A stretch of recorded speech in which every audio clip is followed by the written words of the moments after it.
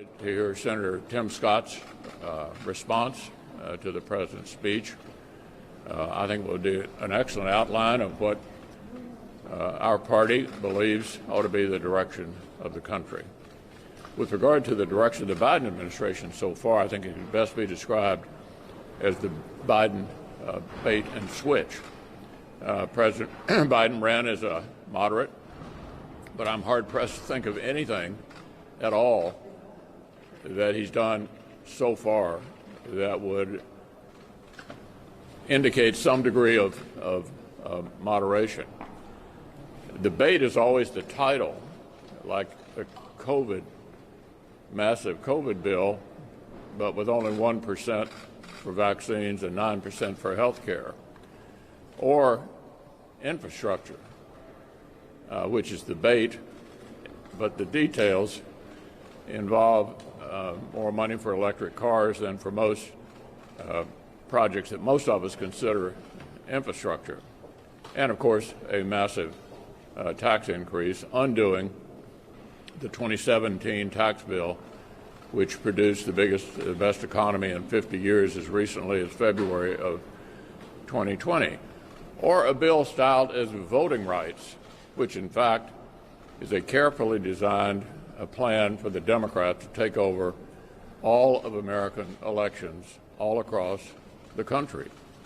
So bait and switch strikes me as the best way to describe the Biden administration, at least so far. Will the conservative base be supportive of any future compromise on police reform, and are Republicans taking a political risk by perhaps backing changes to it? Well, I would remind you that the principal resistance to police reform in the United States Senate was Senate Democrats, who filibustered and prevented us from getting on to Senator Tim Scott's police reform bill. I believe he has said to all of you that discussions are continuing, but I do want to make note of something that I think some of you have observed. The number of policemen retiring across America is going up. There are continued reports of recruitment problems. And I think the heart of that is related to whether individual police officers who make a living busting up fights and engaging in physical activity to keep the peace are going to be individually liable for those actions. I think that's a sticking point Senator Scott has talked about repeatedly. Hopefully we can get an outcome here, but I would refer you to him for the details of where that all stands at this point. Burgess? Liz Cheney, who you support, said that challenging the election would be disqualifying for some Republican senators who are running for president. Do you agree with that? What's the question again? Liz Cheney, who you support, said challenging the election would be disqualifying for some Republican senators who would run for president. Do you agree with that?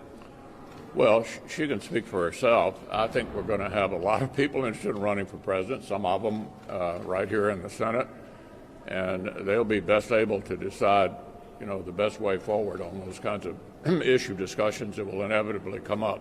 Senator Cornyn said last week that he's come around to the idea of moving a standalone bill for Dreamers, for basically for people in the DACA program. Are you open to possibly a standalone bill to help the Dreamers? Well, all I can tell you is that everybody is sympathetic with the DACA issue, but as a practical matter, given the crisis at the border,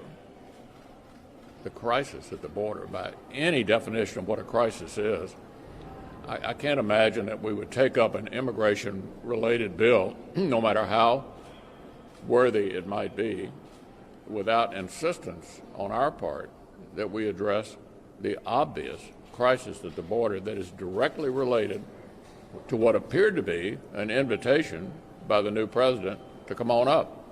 Thank you.